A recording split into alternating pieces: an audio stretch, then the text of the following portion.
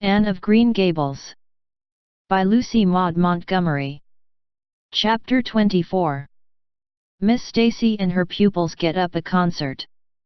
It was October again when Anne was ready to go back to school, a glorious October, all red and gold, with mellow mornings when the valleys were filled with delicate mists as if the spirit of autumn had poured them in for the sun to drain amethyst, pearl, silver, rose, and smoke blue. The dews were so heavy that the fields glistened like cloth of silver, and there were such heaps of rustling leaves in the hollows of many-stemmed woods to run crisply through. The birch path was a canopy of yellow, and the ferns were sere and brown all along it. There was a tang in the very air that inspired the hearts of small maidens tripping, unlike snails, swiftly and willingly to school, and it was jolly to be back again at the little brown desk beside Diana, with Ruby Gillis nodding across the aisle and Carrie Sloane sending up notes and Julia Bell passing a chew of gum down from the back seat. Anne drew a long breath of happiness as she sharpened her pencil and arranged her picture cards in her desk. Life was certainly very interesting. In the new teacher she found another true and helpful friend. Miss Stacy was a bright, sympathetic young woman with the happy gift of winning and holding the affections of her pupils and bringing out the best that was in them mentally and morally. Anne expanded like a flower under this wholesome influence and carried home to the admiring Matthew and the critical Marilla glowing accounts of schoolwork and aims. "I love Miss Stacy with my whole heart, Marilla.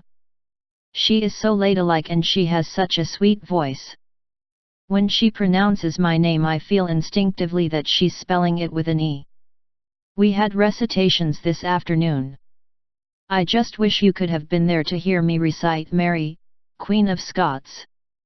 I just put my whole soul into it.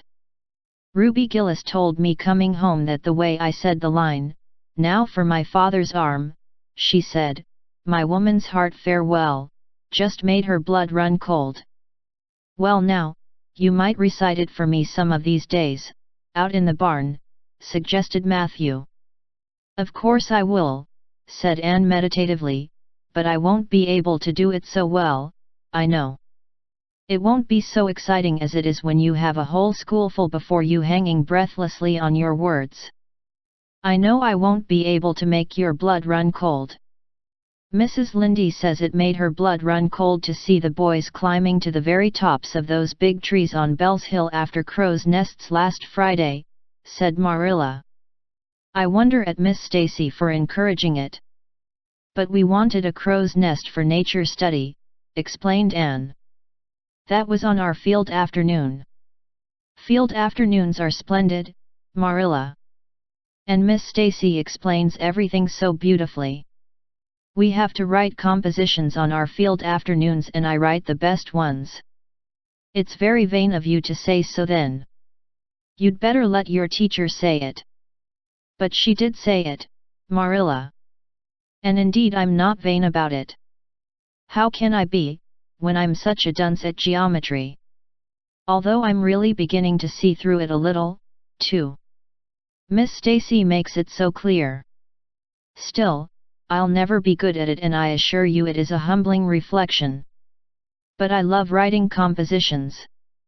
Mostly Miss Stacy lets us choose our own subjects, but next week we are to write a composition on some remarkable person.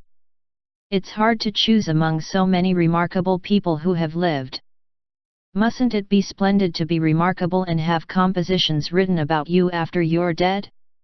Oh, I would dearly love to be remarkable.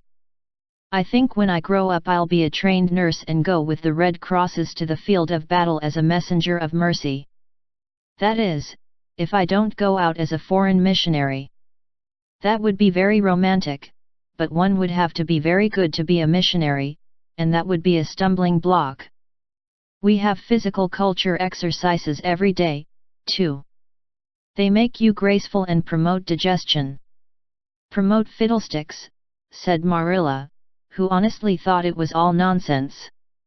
But all the field afternoons and recitation Fridays and physical culture contortions paled before a project which Miss Stacy brought forward in November.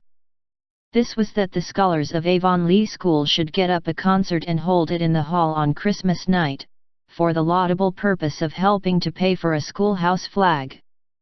The pupils one and all taking graciously to this plan, the preparations for a program were begun at once.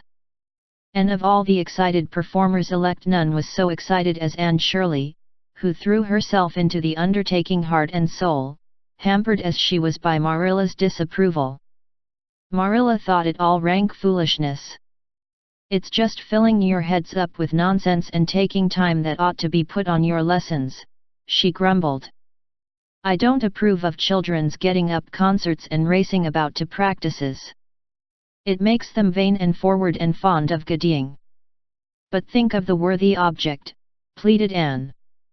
A flag will cultivate a spirit of patriotism, Marilla. Fudge. There's precious little patriotism in the thoughts of any of you. All you want is a good time. Well, when you can combine patriotism and fun, isn't it all right?